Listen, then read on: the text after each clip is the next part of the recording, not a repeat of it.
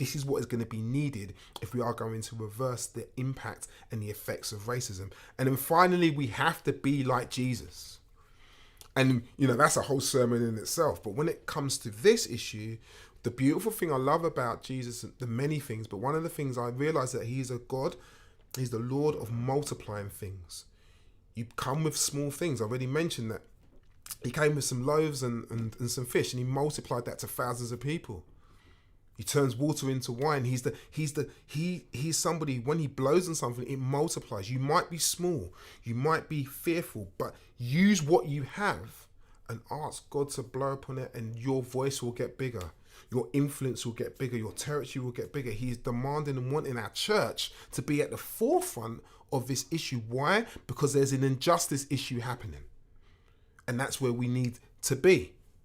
We need to be like Esther. We need to be like Gideon. And we need to be like Jesus. And we need to be like Jesus because he is passionate about compassion. And he sees the injustices in our community. And he wants to correct wrong. He wanted to correct the wrong in our hearts and the sin in our hearts. He wanted to reconcile us to our Father in heaven, cost him his life, and he was resurrected in glory, and we are the beneficiaries of that. We are to, if we call ourselves his ambassadors, we are also to do the same in this context of racial injustice. You see, the Good Samaritan story should actually be a warning to us. Because what we saw, as I said earlier on, was God's chosen people not doing their job. And then you have somebody who was a sworn enemy showing passion and compassion.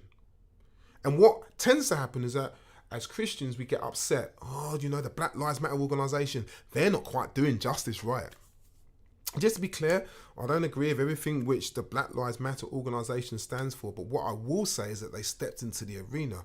And as Christians, we've got no right to moan about somebody else doing the work of justice in a time of inequality, racial inequality, when we refuse to step into the arena. The Good Samaritan story is a warning of what happens when God's chosen people do not step into the arena where there's injustice, pain and suffering. You can't understand the important things from a distance. You have to get close. An American pastor, Doug Logan, said this: mission does not simply amount to a profession of theological truths in new contexts. We cannot hope for mere intellectual salvation or community members, abstractly hoping that they will hear our speeches and come to Christ. Instead, we must enter into communities physically and emotionally. We must enter into their suffering and speak the gospel into their individual broken context. We cannot effectively serve broken people and bring them the gospel unless we know their brokenness. Are you prepared to get into the brokenness of black and brown minorities and communities when it comes to racial injustice? Because Jesus walked into our brokenness. He was compassionate about us. He was passionate about us. Are we doing the same thing?